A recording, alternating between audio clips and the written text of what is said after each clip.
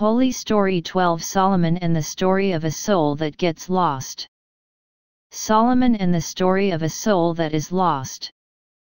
King Solomon, in his youth, son of Bathsheba, who was the mistress from his father David, and then became his wife, King Solomon, God asked him through his prophet, "Do you prefer to obtain glory, wealth, a palace, or wisdom?" Wisdom means the knowledge of God. And Solomon chooses wisdom. Then the prophet said to him, "Because you have chosen wisdom, you will have wisdom, and wealth, and glory." There was no wiser and more cautious than Solomon, to the point that his reputation spread throughout the region.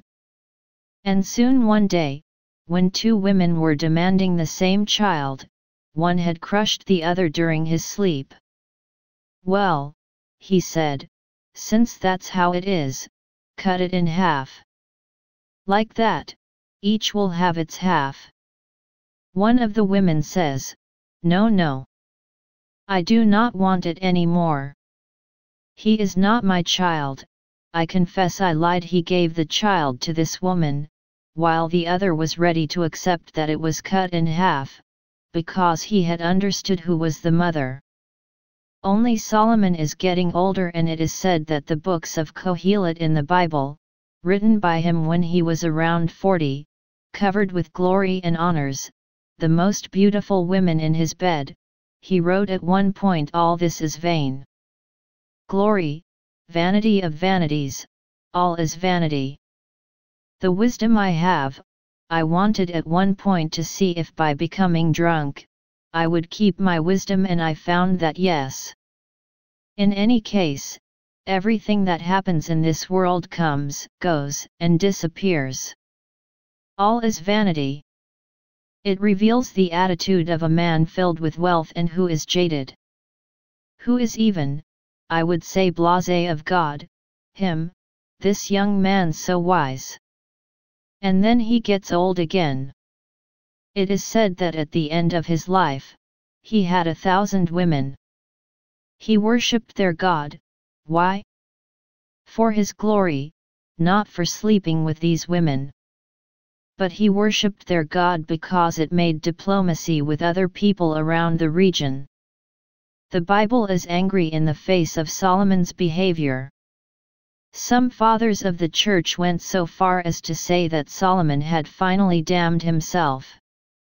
Still, towards the end of his life, God sent his prophet to Solomon and told him this, "Because you did that, I will tear you out of 10 tribes of Israel. I will divide your kingdom into 10, but for the sake of your father David, I will do it for your son." And surely Solomon thought, "After me, the flood." And the Bible adds that God raised Solomon an enemy who fought him in his old days so that he no longer had peace. First, is this text historic? I would say that there are undoubtedly details that are not, all the more so because it is not written by a historian but by a priest who judges Solomon's inner attitude towards his God. But a lot of details are true. One does not hide the sins of Solomon. If we wanted to do a hagiography, we would reveal things. Simply, maybe we flatter him a little too much in his youth. Maybe we crush him a little too much in his old age.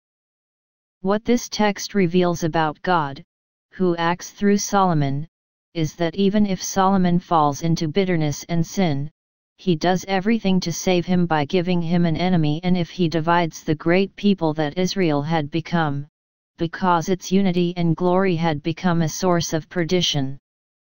This people is proud because they have a king, a kingdom. They are known around the world. God prefers a kingdom, even his people, the people of God, divided but weak and humble, rather than a united kingdom, glorious on earth and proud. It is Jesus who will reveal that if God prefers this, it is because pride loses and humility saves.